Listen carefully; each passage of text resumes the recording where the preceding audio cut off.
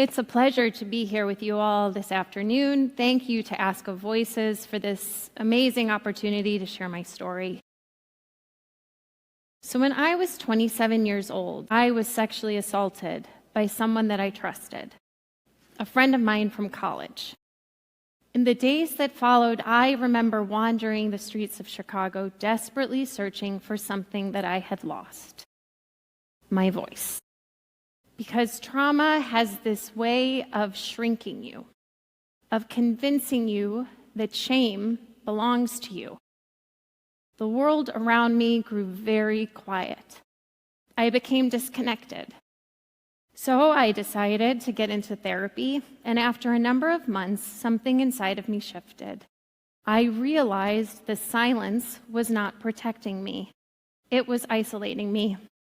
So I made this decision that I was not going to allow trauma to take away my voice. 2 years later, at the age of 29, I was diagnosed with a rare blood cancer called Gray Zone Lymphoma that at the time impacted less than 200 people worldwide. It was a lonely and isolating place to be. At a time when my friends were planning weddings and building their careers, I was learning a new vocabulary: CAT scans, PET scans, biopsies, fertility treatment, chemotherapy, neutropenia, blood transfusions, sepsis. It was a lot. And again, my world started to feel small. I started to retreat. But I remembered that promise that I had made to myself. I was not going to let trauma take away my voice. So instead, I decided to do something very different. I decided to share. Right after my diagnosis, I started writing in a blog, and the blog was called Kill It in the Butt. I know, it's a ridiculous name. It is, it's totally ridiculous. But so was having Gray Zone Lymphoma at the age of 29. Initially, this blog was a place for me to share just sort of updates about what was going on, the diagnosis, the treatment plan. But then it turned into something very different.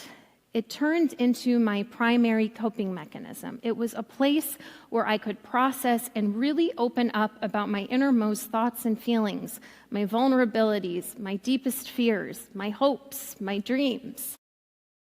Midway through treatment, I wanted to know who was following along. The statistics were going up. I knew nothing about blogging. This is like old school when it was Blogspot and WordPress and Blogger, and I was learning on the fly. But I saw that there were people all over the world that were participating, that were taking a part of my story, and they wanted to do something with it, and I wanted to know who these people were. So I was in my studio apartment on Lakeshore Drive in Chicago, and I opened up my laptop, and I put on Chubby Checker's song, The Twist, and I said, "Who's joining me on the dance floor?" This small act, as silly and ridiculous as it seems, was in many ways a battle cry. It was a way for me to reconnect with a body that I had felt betrayed by. The small act of vulnerability made me realize that when you share, the world opens up. This is what became the seed for the organization Twist Out Cancer, which I founded in 2011, shortly after my experience with cancer. At Twist, we utilize the creative arts as a mechanism for healing to empower people to come forward with their story.